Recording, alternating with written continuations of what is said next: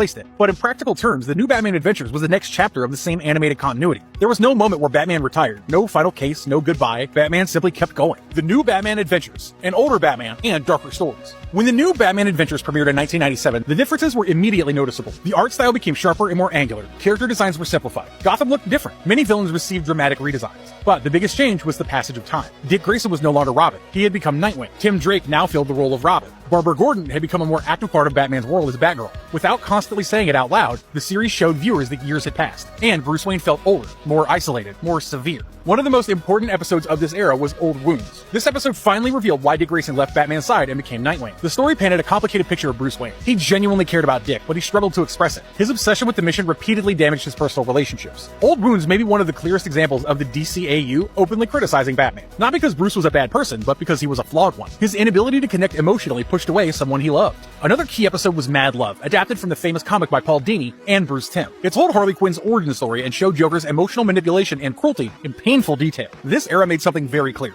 The villains were getting darker, the consequences were heavier, the relationships were more complicated. Even if the show never announced itself as the final chapter, it increasingly felt like a story looking back on its own history. Then came Judgment Day. The first episode aired on October 31st, 1998, and is usually treated as the final produced episode of the New Batman Adventures. In it, Batman investigates a mysterious vigilante known as the Judge, who targets criminals with extreme methods. The story eventually reveals that the Judge is actually connected to Two-Face's fractured mind. It's a good episode, but it doesn't feel like a full ending. There's no farewell, no retirement, no final conclusion. The episode ends the way countless Batman stories end. Another case solved, another night in Gotham, and the mission continuing. So on paper, Judgment Day is the end of the Batman title. Emotionally, it's not the end of the story. Welcome to my world.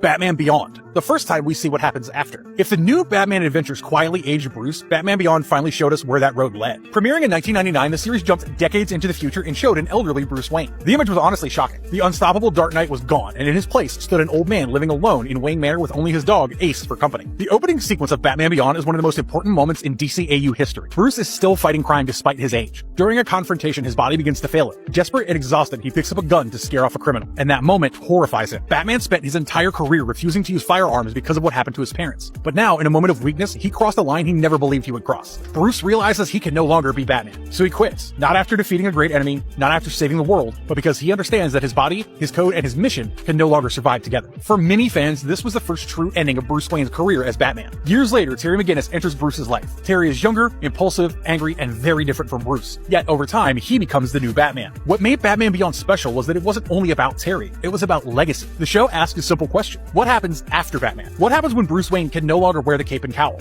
Every episode explored that idea in some way. Bruce became a mentor rather than the hero in the suit. He watched someone else carry the symbol he created. For a character defined by control, that transition was extremely difficult. Batman Beyond may not have been labeled as a finale to Batman the Animated Series, but structurally, it functioned like one. It showed us Bruce Wayne's future. And for the first time, viewers saw how lonely that future became. On the other hand...